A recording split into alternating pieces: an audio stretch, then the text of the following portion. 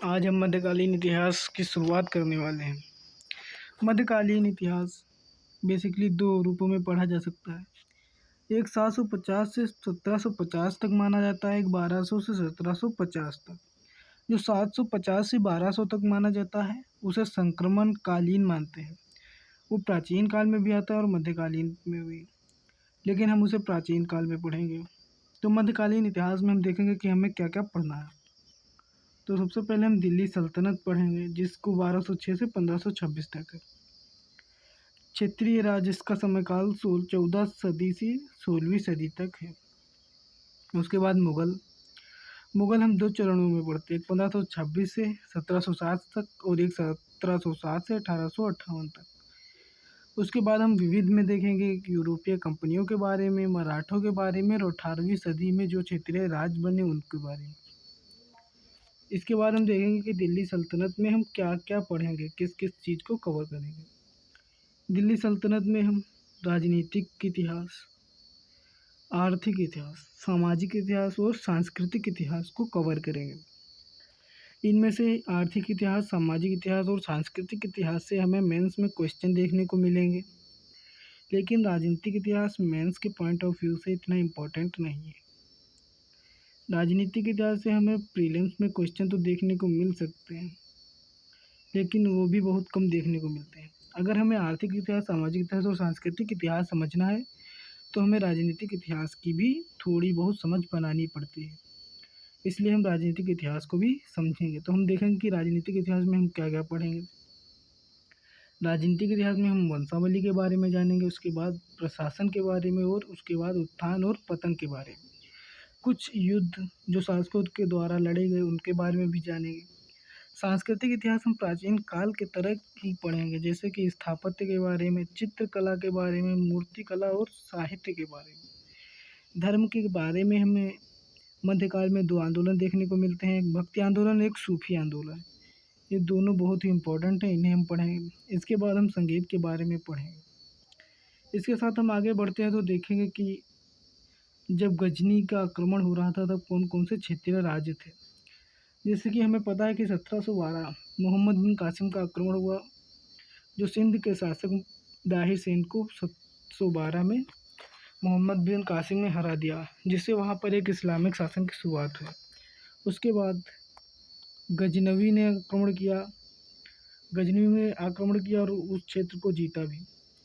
तो इसलिए यहाँ पर गजनवी के उत्तराधिकारी शासन करते थे और यहाँ पर इस्लामिक शासन जो मोहम्मद बिन कासिम ने यहाँ पर क्षेत्र जीता था वहाँ पर। इसके बाद गौरी ने आक्रमण किया। गौरी के आक्रमण के समय यहाँ पर हमें क्षेत्रीय राज, चौहान, राठौर, सोलंकी, परमार, हिंदू शाही वंश, ये सभी वंश देखने को मिलते हैं। गौरी ने आक्रमण किया, उसके बाद उसकी मृत्यु 1206 में हो गई। उसके मृत्यु के बाद जो अफगानिस्तान का क्षेत्र था वह यालदोज को मिला, सिंध एवं मुल्तान का क्षेत्र कुवाचा को, पंजाब से लेकर बंगाल तक का क्षेत्र कुतुबुद्दीन ऐबक को मिला। यहीं आगे चलकर दास वंश या मामलूक वंश की स्थापना कुतुबुद्दीन ऐबक ने की और यही दिल्ली सल्तनत मानी जाती है, पंजाब से बंगाल तक। यही एक मुख्य क्षेत्र था। तो हम इसके बाद आगे बढ़ेंगे तो देखेंगे कि यही है वो क्षेत्र जिस पर कुतुबुद्दीन ऐबक शासन करेगा। कुतुबुद्दीन ऐबक ने कभी भी अपने को सुल्तान नहीं कहा, क्योंकि वह मोहम्मद गौरी का दास था और वह दास ही मानता था, इसलिए उसने कभी सुल्तान की उपाधि ग्रहण नहीं की। हम प्रमुख शब्दों के बारे में जानेंगे। अगर हम प्रमुख शब्दों के बारे में जान लेंगे तो हमें आगे पढ़ने में आसानी रहेगी, क्योंकि इन शब्दों का प्रयोग हम बार बार करेंगे। सबसे पहले हम देखेंगे कि खलीफा क्या होता है। इस्लाम में राजनीतिक और धार्मिक प्रमुख को खलीफा कहते हैं। सुल्तान शासकों की उपाधि या पद नाम था। इसे सुल्तान को खलीफा का प्रतिनिधि भी माना जाता था। अमीर महत्वपूर्ण अधिकारी, मंत्री इत्यादि होते थे, इन्हें अमीर कहा जाता था। उलेमा धार्मिक विद्वान होता था, उसे उलेमा कहते थे। दास, शाही दास की शासन में महत्वपूर्ण भूमिका रहती थी। कुतुबुद्दीन ऐबक, इल्तुतमिश, बलबन, ये सभी शाही दासों के ही उदाहरण हैं। प्रायः सुल्तान दासों पर रिश्तेदारों से ज़्यादा भरोसा करता था। स्थानीय शासक और जमींदार, स्थानीय शासक और जमींदारों में हम खुद, खोत, मुकद्दम और चौधरी को देखते थे। ये मध्यस्थ वर्ग होते थे जो राजस्व को एकत्र करते थे ग्रामीण वर्गों से। इसके बाद हम देखेंगे शरीयत के बारे में। शरीयत एक इस्लामिक कानून होता है, इसी को शरीयत कहा जाता था। सल्तनत, सुल्तान के अधीन क्षेत्र को सल्तनत कहते थे। सल्तनत दो प्रकार का होता था, एक प्रत्यक्ष नियंत्रण वाला भूमि जिसे खालसा भूमि कहते थे, और एक अप्रत्यक्ष नियंत्रण जिसे इक्ता भूमि या प्रांत कहते थे। अप्रत्यक्ष नियंत्रण वाली भूमि पर, इक्ता भूमि पर इक्तेदारों का प्रभाव था। इक्तेदार यानी कुछ बड़े अधिकारी होते थे जिन्हें सुल्तान ही भेजता था वहाँ पर शासन करने के लिए उस पर्टिकुलर क्षेत्र में। इसके बाद हम आगे बढ़ेंगे तो हम देखेंगे कि कौन कौन से वंश दिल्ली सल्तनत में शासन किया है। तो सबसे पहले गुलाम वंश ने शासन किया 1206 से 1290 के बाद 1290 तक। खिलजी वंश ने 1290 से 1320 तक शासन किया। इसके बाद तुगलक वंश ने 1320 से 1412 से 1414 तक शासन किया। सबसे ज़्यादा समय तक शासन करने वाला तुगलक वंश ही था दिल्ली सल्तनत में। इसके बाद सैयद वंश 1414 से 1451 तक शासन किया। इसके बाद लोधी वंश 1451 से 1526 तक शासन किया। इस वीडियो में हम मुख्यतः गुलाम वंश के बारे में पढ़ने वाले हैं। इसके बाद हम इन चारों के बारे में अलग अलग वीडियो के माध्यम से पढ़ेंगे। तो गुलाम वंश को हम शुरुआत करते हैं। गुलाम वंश को गुलाम वंश, दास वंश या प्रारंभिक तुर्की वंश, मामलुक वंश के नाम से जाना जाता था। मामलुक जो शब्द व इजिप्ट के दास जो स्वतंत्र होकर सुल्तान बन गए, उन्हें मामलुक कहा जाता था। वहीं से यह शब्द आया। ये स्वतंत्र माता पिता के संतान होते थे, लेकिन बाद में ये दास बन जाते थे। इनमें सबसे पहले हम गुलाम वंशों में पढ़ेंगे कुतुबुद्दीन ऐबक को, जिसे दिल्ली सल्तनत का संस्थापक माना जाता है, लेकिन वास्तविक संस्थापक इल्तुतमिश को माना जाता है। यह गोरी का दास था और 1206 AD तक गोरी के प्रतिनिधि के रूप में भारत पर शासन किया। 1208 में इसने दासता से मुक्ति प्राप्त पत्र किया। इसने अपनी दासता से मुक्त होने के लिए मुक्ति पत्र को प्राप्त किया 1208 ईस्वी में। 1206 से लेकर 1210 तक उत्तर भारत में शासक के रूप में शासन किया, लेकिन इसने कभी सुल्तान की उपाधि धारण नहीं की, क्योंकि यह अपने को मोहम्मद गोरी का गुलाम ही मानता था।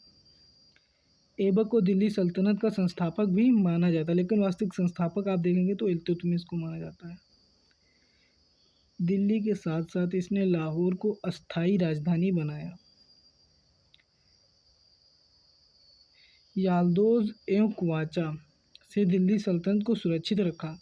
यह भी एक कार्य था, क्योंकि याल्दोज और कुवाचा दिल्ली पर आधिपत्य स्थापित करना चाहते थे। तो इसके लिए सबसे पहली चुनौती यही थी कि दिल्ली को कैसे सुरक्षित रखें। 1210 AD में लाहौर में चौगान खेलते हुए घोड़े से गिरकर इसकी मृत्यु हो गई। इसी के बाद हम आगे देखेंगे तो यहाँ पर हमको पता चलता है कि कुवाचा यहाँ पर शासन करता था लाहौर पर, और यहाँ याल्दोज का शासन था। और यह ख्वारिज़्म जगह जहाँ पर ये थोड़ा सा डिस्टर्ब हो गया था, इसके लिए मैं माफ़ी मांगता हूँ। तो हम आगे बढ़ते हैं। तो यहाँ पर एक ख्वारिज़्म नाम की जगह है, जहाँ पर मांगवर्ती शासक जो था वो भारत आया था। यहाँ पर कुवाचा का शासन था, यहाँ पर याल्दोज पर, और यहाँ पर दिल्ली थी। यहाँ पर बंगाल था। बंगाल पर बख्तियार खिलजी, इसकी हत्या अली मर्दान ने की, और वो वापस इसके ऐबक के पास वापस आ गया था। बख्तियार खिलजी ने यहाँ पर अपना इक़्तिदार था, लेकिन उसने यहाँ पर अपना शासन स्थापित कर दिया। एकता छोड़कर स्वतंत्र शासन की तरफ बिहेव करने लगा था। ये वही बख्तियार खिलजी है जिसने नालंदा विश्वविद्यालय और इन्हीं सभी उदंतपुरी विश्वविद्यालय, इन सभी विश्वविद्यालयों की जलाया था। बख्तियार खिलजी को ये कहा जाता है कि उस समय से एक बीमारी हो गई थी जिसका इलाज नहीं था, तो इसे पता चला कि कुछ जो वे विश्वविद्यालय हैं नालंदा, उदंतपुरी, इनमें बहुत ही योग्य चिकित्सक रहते थे। तो लेकिन ये कट्टर इस्लामिक पंथी था। तब इसे बताया गया कि वहाँ पर चिकित्सक रहते हैं, वो इसका इलाज कर सकते हैं। तो इसने बिलीव नहीं किया। लेकिन जब वो आए तो उसने उन चिकित्सकों से मांग रखी कि वो इसे बिना छुए इसका इलाज कर दें। तो उन्होंने इसे एक किताब पढ़ने को दी और कहा कि इस किताब को पढ़े, वो ठीक हो जाएगा।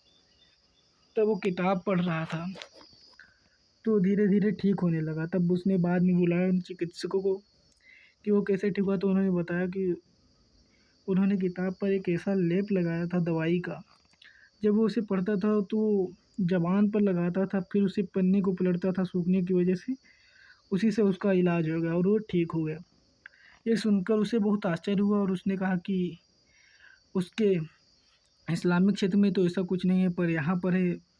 तो इस संस्कृति से घृणा करने लगा। इसी वजह से उसने इन विश्वविद्यालयों को जला दिया। ऐबक को लाख बख्श भी कहा जाता था क्योंकि वह लाखों का दान देता था। इसके बाद आराम शाह और उसके बाद इल्तुतमिश। आराम शाह और इल्तुतमिश के बीच युद्ध हुआ, जिसमें इल्तुतमिश जीत गया और बाद में वो वहाँ का शासक बन गया। इल्तुतमिश पहले बदायूं का इक़्तिदार था। यह प्रथम शासक था जिसने 1229 AD में बगदाद के खलीफा से मान्यता प्राप्त की। बाद में यही कल्चर चलेगा कि सब खलीफा से मान्यता प्राप्त करेंगे, उन्हीं को सुल्तान माना जाएगा। इसने याल्दोज और कुवाचा की समस्या का स्थायी समाधान किया। सिंध एवं मुल्तान को दिल्ली सल्तनत में मिला लिया तथा अफगानिस्तान की राजनीति से दिल्ली सल्तनत को अलग कर लिया। चंगेज़ खां के हमले के खतरे से दिल्ली सल्तनत को इसने बचाया। प्रथम सुल्तान जिसने सिक्के जारी किए, जिसमें ने चांदी का सिक्का जारी किया जिसे टंका कहा जाता था और तांबे का सिक्का जिसे जीतल कहा जाता था। सिक्के जारी करना शासक की संप्रभुता का प्रतीक माना जाता था। इसने विश्वास पात्र अमीरों का एक दल बनाया जिसे दल चालीसा कहा जाता था और इसे तुर्कानी चहलगामी भी कहा जाता था। इल्तुतमिश को दिल्ली सल्तनत का वास्तविक संस्थापक माना जाता है, जो मैंने आपको बताया था। इसके बाद रुकनुद्दीन फिरोज शासक बना। इसने लगभग 8 महीने तक शासन किया। इसने शासन नहीं किया क्योंकि ये बच्चा था। इसके शासन पर इसकी माँ शाह तुर्कान का प्रभाव दिखाई देता है। इल्तुतमिश अपनी बेटी रजिया को सुल्तान बनाना चाहता था, लेकिन अमीरों ने इसका विद्रोह किया। उलेमाओं ने और रुकनुद्दीन फिरोज जो बच्चा था उसको शासक बना दिया, जिसमें उसकी माँ शाह तुर्कान का प्रभाव दिखा। लेकिन इसके बाद अमीरों की सहायता से रजिया फिर से शासक बन गई। इल्तुतमिश ने रजिया को अपना उत्तराधिकारी नियुक्त किया था, लेकिन इन अमीरों एवं उलेमाओं ने रजिया को सुल्तान नहीं बनने दिया। दिल्ली की जनता की मदद से 1236 में रजिया सुल्तान बनती है। मलिक याकूब अबिसीनिया का रहने वाला था। यह रजिया का भरोसेमंद अधिकारी था। अंततः रजिया अमीरों एवं उलेमाओं के षड्यंत्र का शिकार हुई। पंजाब के विद्रोह में अल्तुनिया ने रजिया से शादी की थी। कैथल में लुटेरे के गिरोह ने इन दोनों की हत्या कर दी।